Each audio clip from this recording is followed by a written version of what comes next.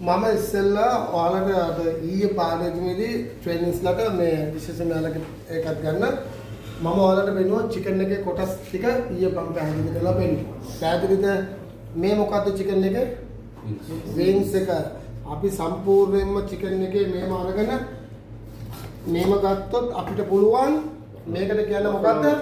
Buffalo වින්ග්ස් එක මේක fry කරලා ගත්තම බෆලෝ වින්ග්ස්. very good. එතකොට මේක ඇවිල්ලා චිකන් වින්ග්ස් එක. මේකෙන් අපි කරන්නේ මෙන්න මේව කරලා චිකන් ලොලිපොප්. හරිද? චිකන් ලොලිපොප් හදනවා. මෙන්න චිකන් ලොලිපොප් එක. මේක ක්‍රම් කරලා දෙන්න පුළුවන්. මොකද්ද මේකේ නම? Chicken lollipop. very good.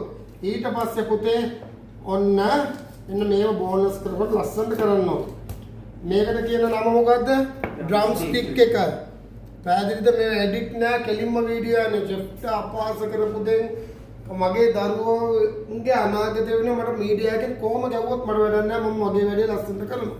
මේක තමයි පුතේ ඩ්‍රම් ස්ටික් එක. මේක තයි එක. එතකොට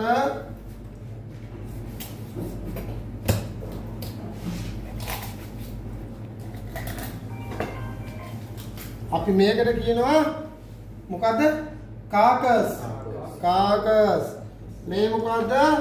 මෙතන අපි පොඩි ඩෑම් එකක් වගේ තියෙනවා. මේකට කියනවා විෂ් බෝන්. මොකද්ද? විෂ් බෝන්. V අකුරු ෂේප් එකේ තියෙනවා. ඊළඟට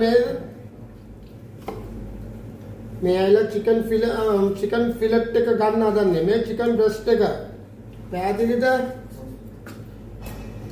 මේ තියෙන චිකන් ෆිලේ එක. මේක ගන්න පුළුවන් නාසි පුරාන්නල සතේකට. මේ චිකන් බ්‍රෙස්ට් එක. මේක අපිට ගන්න පුළුවන් මේ වගේ සුද්ධ කරලා ලස්සනට සුද්ධ කරලා අපිට ගන්න පුළුවන් මොකද? චිකන් නලාකියු, කර්ටන් බ්ලූ ඒ වගේ ඩිෂ් වලට අපිට ගන්න පුළුවන්. මේම පොඩි පොඩි කට් එකක් දාලා යටට මේම කට් එකක් දාලා මේක හොඳට පොඩ්ඩක් ලාවට තලලා හැම් ඇන් චීස් දැම්මනම් කර්ටන් බ්ලූ. මේකට කැෆේ ඩි පැරිස් තිබුණනම් අලාකියු. කැෆේ ඩි පැරිස් කියන්නේ මොකද්ද? පාසිලි බටර් එක. පාසිලි මස්රූම් දාලා හදාගන්න බටර් එක රෝල් කරලා කෑල්ලක් දැම්මනම් කැෆේ ඩි පැරිස් කියලා කියනවා. මේක ක්‍රම් කරා නම් චිකන් අලාකියු. අලාකින් නෙමෙයි. අලාකියු. එතකොට මේකට හැම් ඇන් චීස් දාලා ස්ටෆ් කරා නම් අපිට කියන්න පුළුවන් චිකන් කර්ඩන් බ්ලූ. චිකන් එකේ කොටස් ටික මතකද?